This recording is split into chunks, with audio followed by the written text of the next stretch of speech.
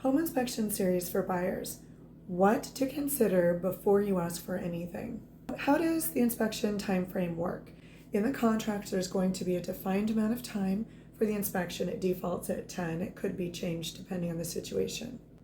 After all the various kinds of inspections, home inspection, maybe termite, roof, AC, pool, etc., they have three choices.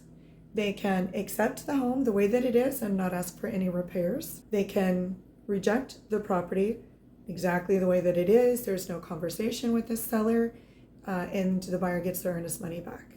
Or the buyer can ask for repairs or money in lieu of repairs, but you still have to ask for the repairs as well. The seller has their choices now. The only option that the seller has in this process is if repairs or money in lieu of repairs has been asked for, then they can respond. If it was accepted outright or rejected outright, there's actually no negotiation at that point.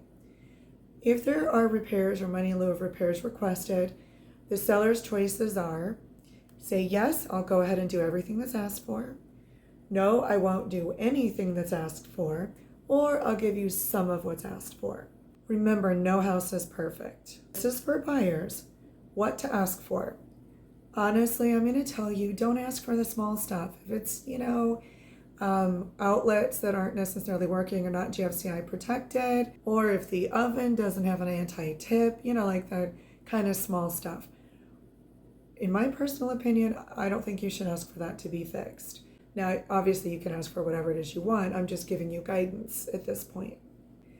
When asking for small or inexpensive repairs, that actually can be counterproductive to moving forward with buying the house. Consider the potential cost of the items, and if it is relatively small, I don't recommend asking for it.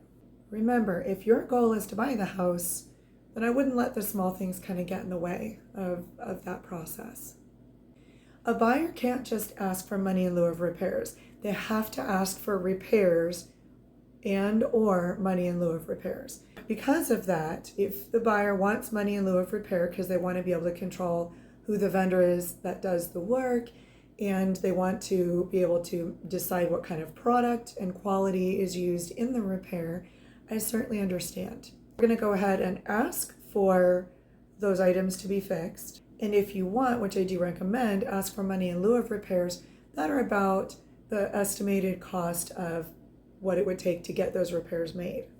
Giving money in lieu of repairs is actually a good idea for the seller because they're going to be stressed, they're moving, they're packing, they're scheduling everything that they need to. There's a lot of turmoil going on for a seller during this time period.